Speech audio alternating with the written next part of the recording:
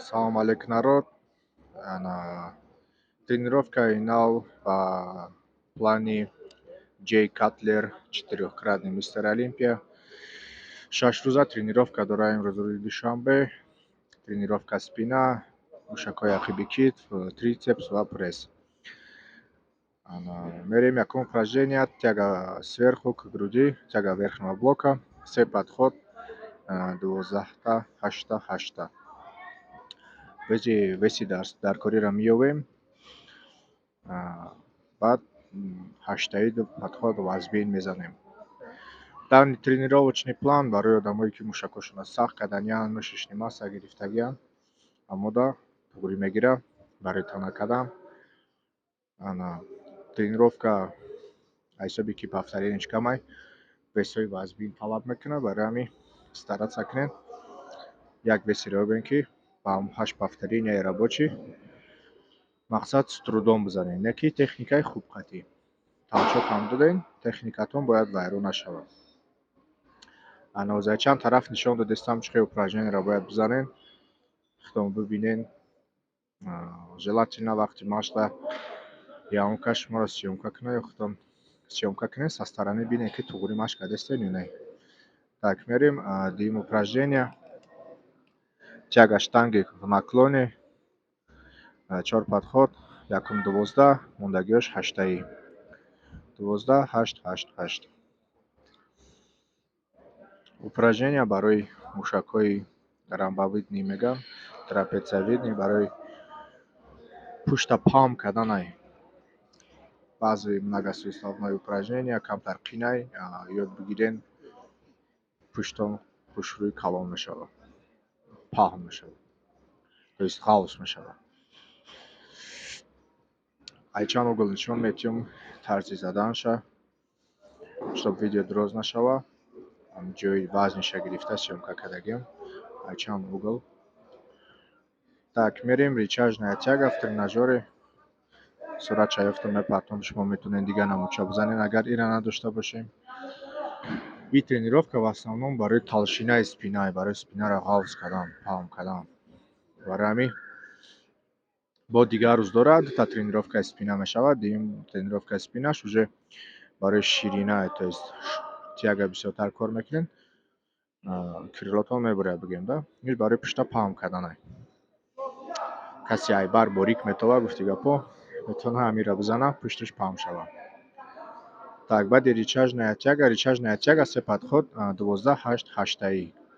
Баъди вай шраги со штангой, ё ки гантелқатӣ гуфтагия, то есть трапеция. Ҳамун гантелқатӣ мезанем, се подходишам 12, баъд ду подход 8. Главный техникаи чёткии қатӣ задан дар кор. Баъди трапеция махи гантелями назад в наклоне и уже барои задни дельта, барои мушакчаи китф, майдаи китф, короче. Китфоро ҳамин кулла мекунам. Упражнениеро метавонед 6 бизанед, метавонед хеста бизанед, касида чӣ хели удобнияй. Ман якум вариант 6 нишон додам, баъд ина хеста. Ирам 12, 8, 8, се подход. Баъди мерем пишти даст. Ҳисоби ки бицепс қатӣ, полный спина качак мекунӣ, монда мешавад. Джей Катлер наоборот качак мекунад, то есть спина қатӣ трицепс, мушаке ки полный дам гирифтагиай. Так, якум французский жим лёжа, 4 подход, якум 12, баъд сетаи дига 8. То есть веси даркориро ёфтан дар корай, аввал эҳтиёт кардан дар корай, буғуморо гарм кардан дар корай, саросима нашед. Оста веси вазбинда мерем, сразу не. Мисалан, ма ба фикрам 20 буд, 25, 30, 35. Главное эҳтиёт кунед. Мисол, мушакҳои пиши дастам ба қувватай, чтобы воспаление нагирад, травма нагирад. Аввал весаи сабук қатӣ, баъд оста веси вазбин қатӣ мерем. Упражненияи беҳтарин барои трицепс, касе мезанад, дасташ калони хушрӯ мешавад. Мумкин прокачкаро чувствовать накунед, ҳисоби ки базовияй, не ки дига упражнение ки бадӣ мешаванд ва ё қатӣ трицепсатон мекафад гуфти гапо. концентрированный разгибание лежа, то есть нам хели абаҷои французский штанга гантелқати ям се подход 12-8-8 якум веси сабуқати як бор техникаша рост мекунем, баъд вазни вазбин қати качат кардан мегирем. Мисол 17 кило 17 кило қати хушрӯ тол метем, полли мышцаҳои тритсепса напрягат мекунем. Упражнение камтар қина, шумо метавонед ай веси сабук сар кунед, ай 5 кило мисол ай 1,5 кило ба васпена вазбин кунем пашу шенем. Так, охирон упражнение барои трицепс на блоке дропсет қати канатик. Якум 12 повторения мезанем. Амир зиёд дастом давм кард мекунам, будирам маълумай. Баъди 12 сразу якта сабук мекунем ёки дута пашу шенем и 6 мезанем. Баъди 6 боз сразу сабук мекунем, боз 6 дига мезанем. Агар шумо агар напарник дошта бошед, ҳамин корро метавонад напарниктон кунад, бо эффектиш зудтар мешавад. Худтон ҳам мекунем, проблема нест. Ҳамхели дропсет итого 3 подход мешавад. Стараться кунем веси вазбин нагирем, не ки агар ҳамхели блок дошта бошем, ҷое ки пишта мемонем мезанем, ва инҷа чанд маротиба қиинтар мешавад трицепс качат кардан, чем дар дуруни кроссовер.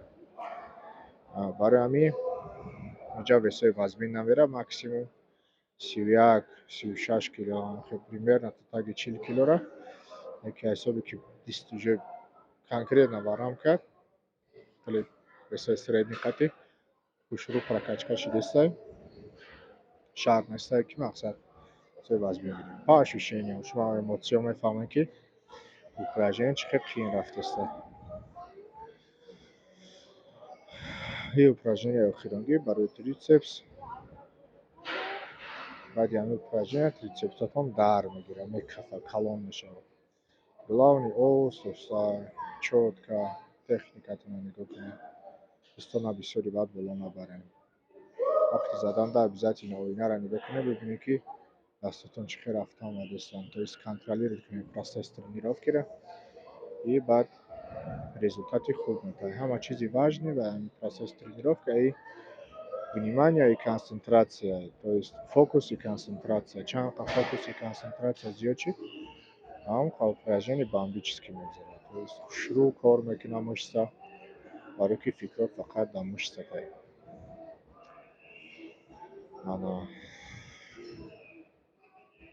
сеюм подходчам ба ҳамин тамом мешавад. Баъди и пресс качат мекунем.